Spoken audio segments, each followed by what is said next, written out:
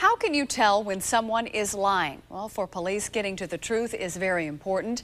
As you know, they've used lie detector tests for years, but now there is some new technology. CBS 46's Renee Starzik gives us an exclusive look at equipment that reveals your inner voice. I was with JonBenét when she died. I did not ever expect that I would be convicted because I know that I'm innocent. I did not have sexual relations with that woman, Miss Lewinsky. Truth or lies, fact or fiction, your eyes may not give you away, but with new technology, your voice could do you in. I had nothing to do with Laci's disappearance, and we need to start looking for her again because people aren't doing right now. There was more false statements in that transmission than I've ever seen in any other interview I've ever done. Private investigator T.J. Ward. He and his team of detectives are among the few now using layered voice analysis, or LVA. Speak into a microphone and it separates your voice into 7 layers, reading emotions in your subconscious by subtle changes in how you speak. It's scary to know that you can get into somebody's mind and what's going on just by having a conversation with them. LVA differs from the old-fashioned lie detector test. The subject is not hooked up to monitoring machines, and the interviewer can ask open-ended questions, not just ones requiring yes or no answers. And don't try to disguise your voice. We can tell if you're on drugs when we test you. We can tell if you're trying to manipulate the system, or you're trying to change your voice. You're trying to, if you're crying and it's not really, it's fake. Investigator Ward analyzed last week's CBS 46 exclusive interview with John Mark Carr, the man who confessed and was then cleared of killing 6-year-old JonBenét Ramsey.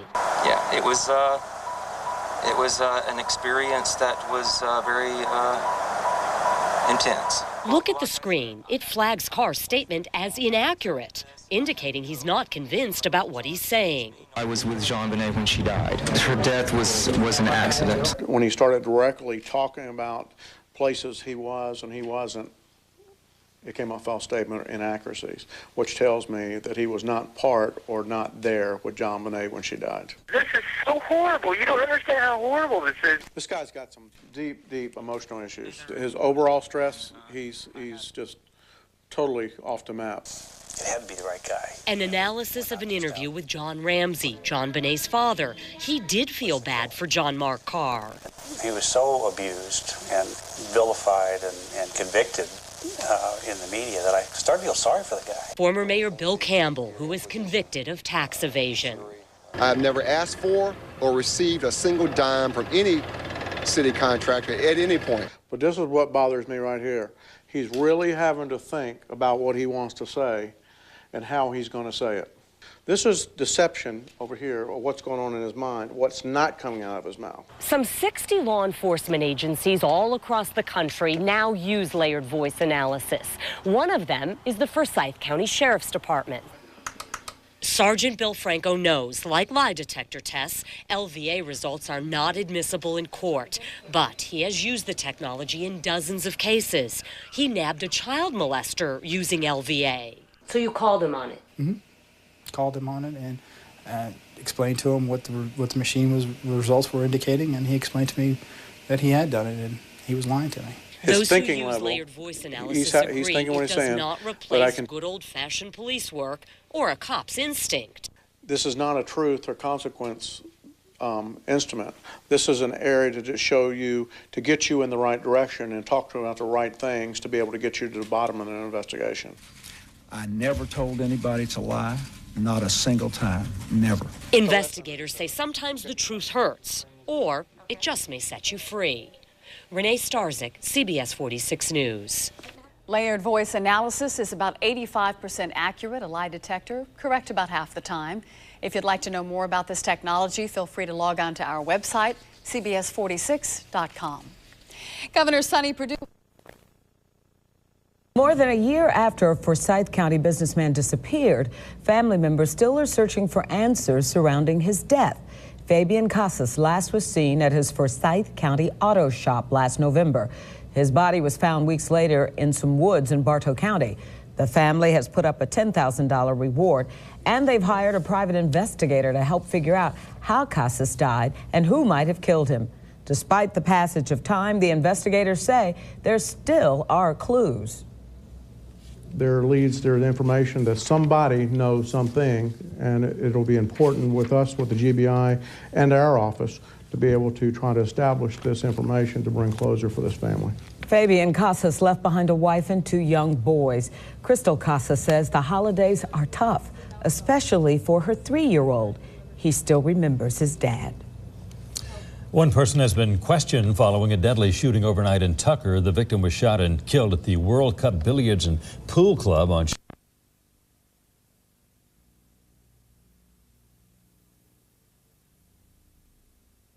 the Hi-Fi Buys Amphitheater and these buildings, which up until earlier this year were home to the Lakewood Antique Fair.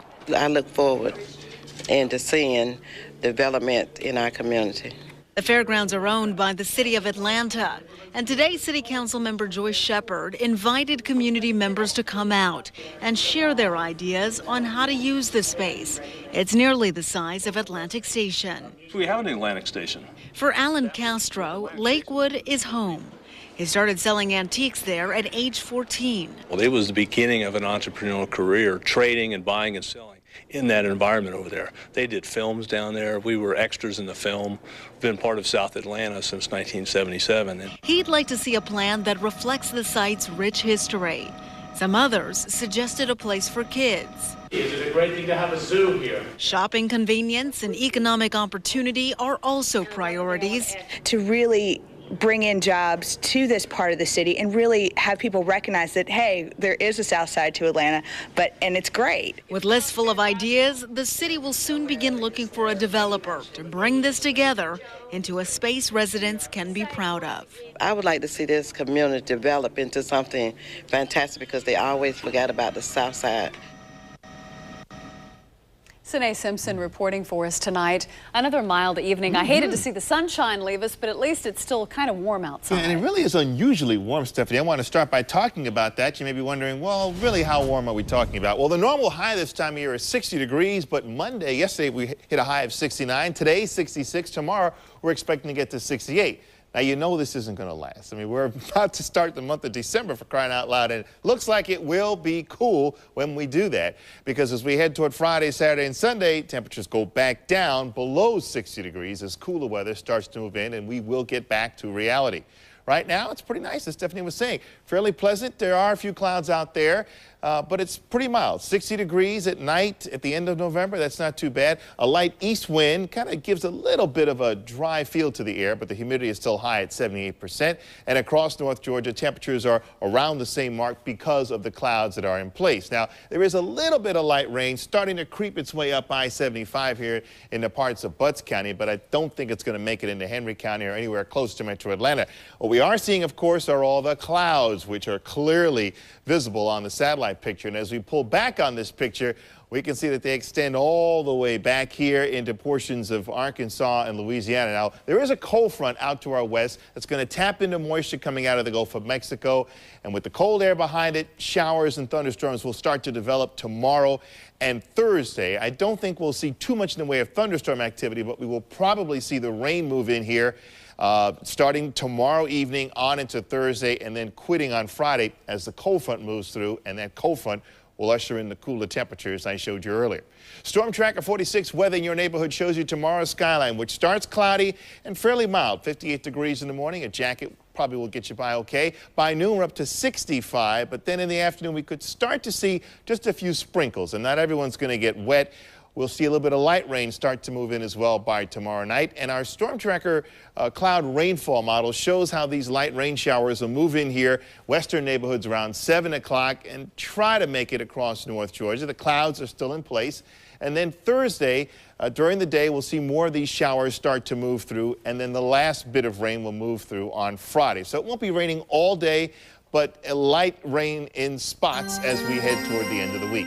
On the Storm Tracker 46 7-day forecast, you'll see the mild weather for tomorrow, for Thursday, And then the cool weather moves in after the showers quit on Friday. Look for temperatures over the weekend to stay below 60 degrees, and then more rain could move in late Sunday and Monday. Well, I want to know if your house is all decked out with holiday lights, because if it is, you could be one of my holiday houses and win a resort mountain vacation in Gatlinburg, Tennessee. Just go to our website, CBS46.com, for the details and email me a picture. I'll pick 4 finalists. You vote for the best house. It's Jean's Holiday House at CBS46.com, brought to us by DirecTV.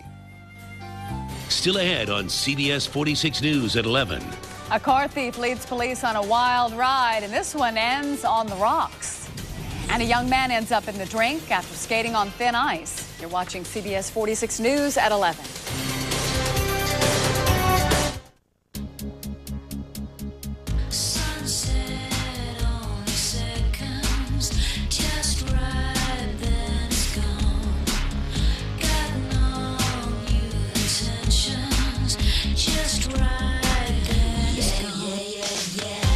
Limited edition gifts for everyone on your list, from autographed guitars to ornaments with Swarovski crystals. While supplies last, starting November 26th.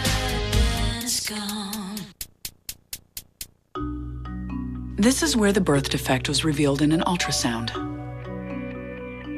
Here's where surgeries were performed to close the palate. And this is where the confidence grew on Grace's first day of school. Thanks to support from people like you, Children's Healthcare of Atlanta gives kids like Grace a lot to smile about. To make a donation, call 404-785-GIVE.